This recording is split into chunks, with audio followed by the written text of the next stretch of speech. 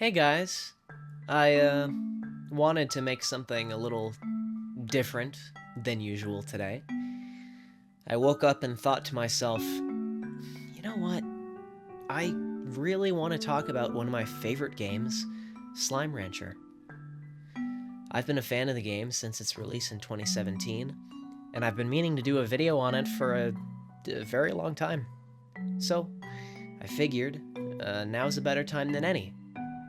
I have a lot of thoughts on the series, and I wanted to cover one topic in particular today, Slime Rancher 2, and how it struggles to differentiate itself from its predecessor. Let's dive into it.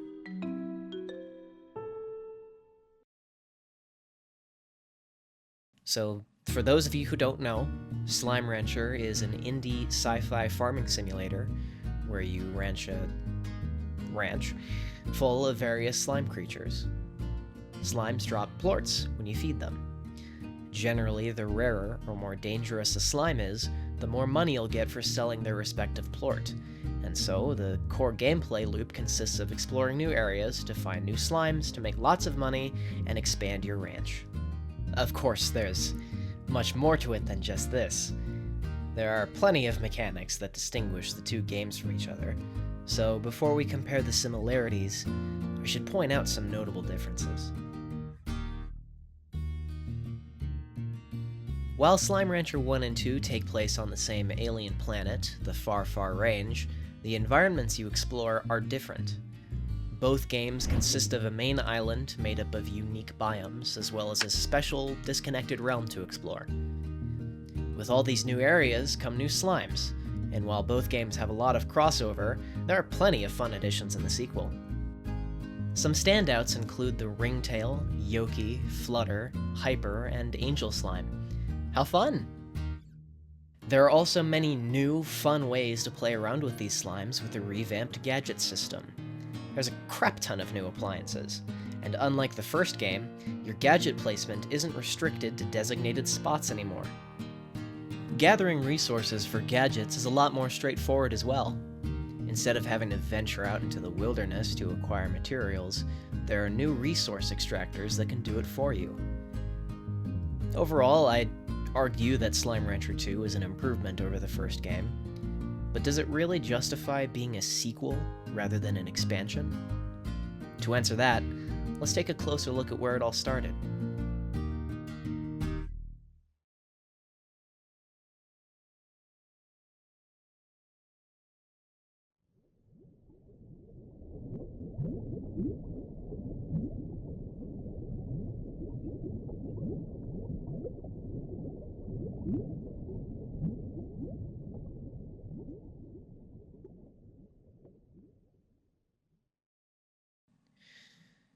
If I had to estimate, I'd say I've played about 100 to 150 hours of the first Slime Rancher between the console and PC versions. I've built a fully sustainable ranch, obtained over $1 William, opened all the treasure pods, attained godhood within the 7Z Rewards Club, and unlocked all the achievements in the game. If you couldn't tell, I like Slime Rancher, and I especially like the idea of more Slime Rancher. I'd imagine the sequel delivers on that front for a lot of fans of the franchise. Generally, I'd say I'm somewhat content with what Slime Rancher 2 brings to the table. I think, anyway. I haven't truly made my mind up about any of it, but I think I know what'll help settle this inner quarrel. Let's take a look at that sequel.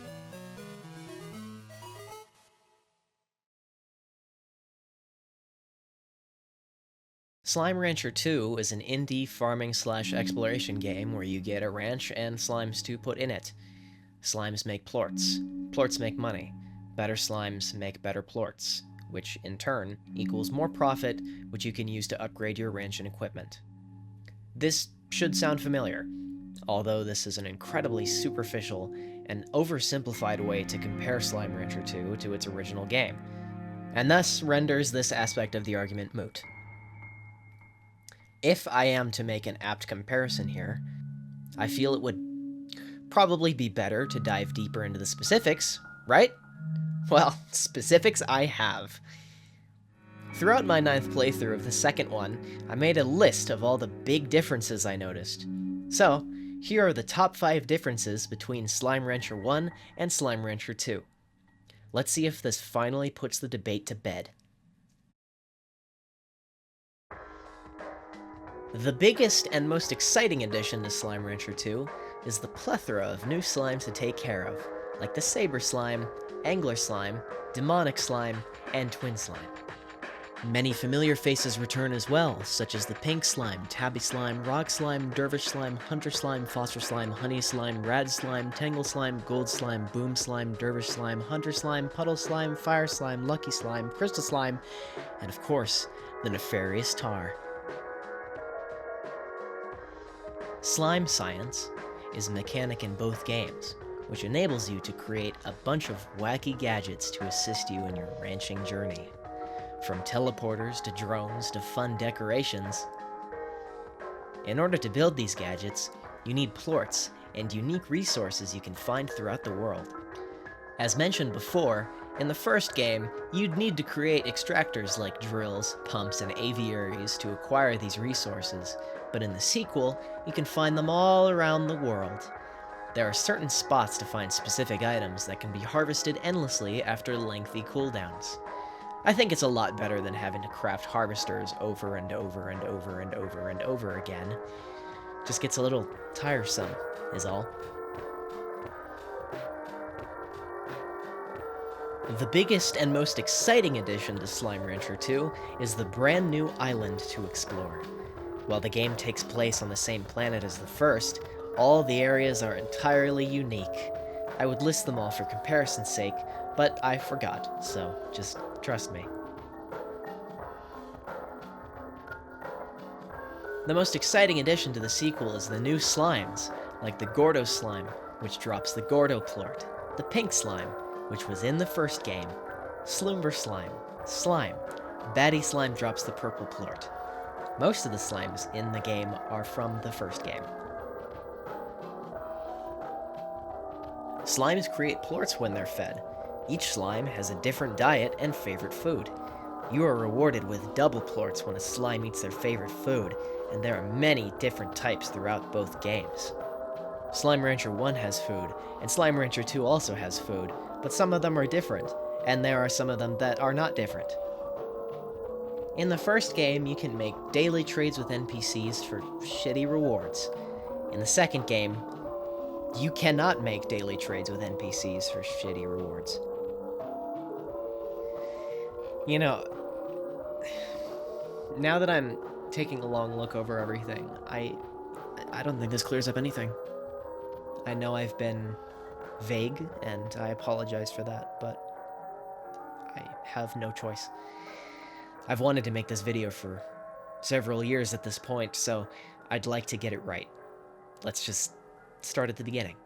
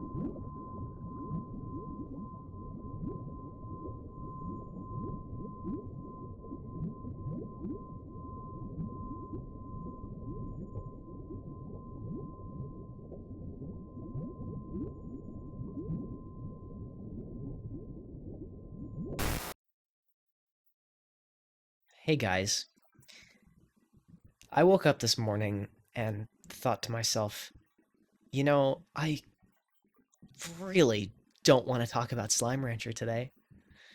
And yet, here I am, still talking about Slime Rancher, just like last video and the video before that. I wouldn't say I necessarily love Slime Rancher, Although I wanted to clear up some misconceptions people had about the two because I feel the sequel deserves a fair chance in online discourse. Let's sink into it.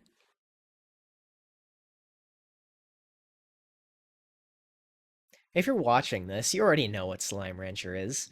Find slimes, feed slimes, get plorts, sell plorts, repeat. If you like this, you'll like the sequel, Slime Rancher 2. Really, truly, honestly, the only thing that separates them is the numerous awesome distractions you'll encounter throughout this cycle. Or is it? It really is. But just in case you're not convinced, let's take a closer look. Even though it probably isn't necessary, but completely necessary for the sake of this argument. It is important after all.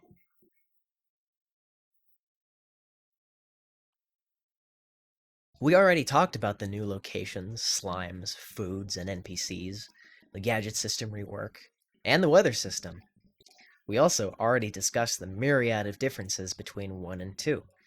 You'd think that'd be enough, but I still have so much more. It all came to me upon reaching a full understanding of the scope of the content of these games. I did everything one could do in Slime Rancher 2, and though I've only played 30 minutes of Slime Rancher 1 so far, I think I got the gist. The two games really are different. But how could one come to such a definitive conclusion without covering everything that makes them similar as well? Easily! We've already covered it all. But there's always more to analyze. Maybe we're just looking in the wrong places. We've covered Slime Rancher's past and Slime Rancher's present already, so maybe the answers lie in its future.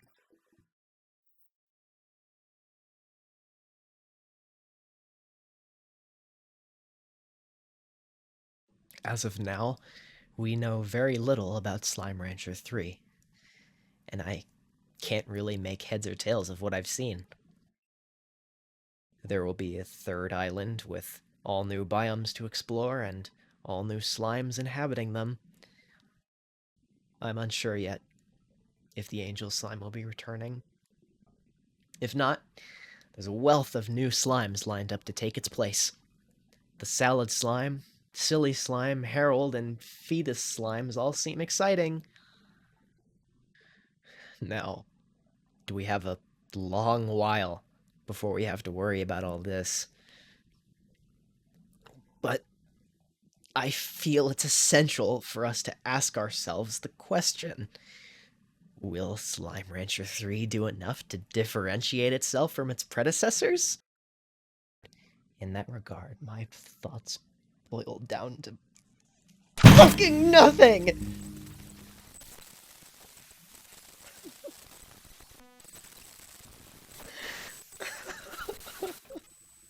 Everything.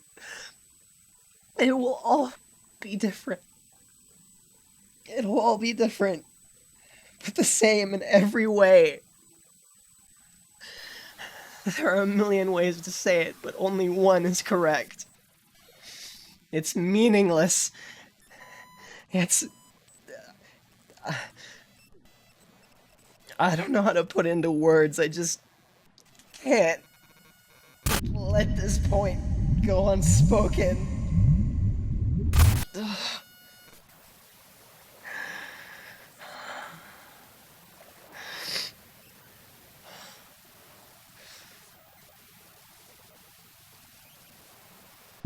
Slime Rancher 3 will be released, and I'll ask all the same questions and have all the same discussions as always. Maybe then I'll have something meaningful to say. But for now...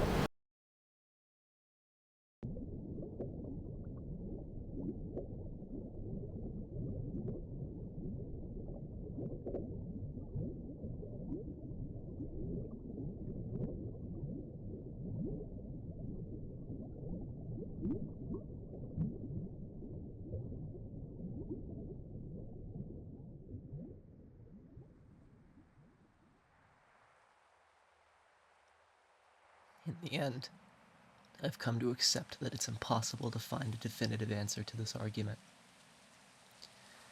Try as I might, This line of questioning will do nothing but lead me in circles. However, that doesn't mean it's over. After all, we still have so much left to discuss. That'll have to wait, though, until next time, where I cover Slime Rancher 2 and its conquest to form an identity of its own, distinct from its precursor.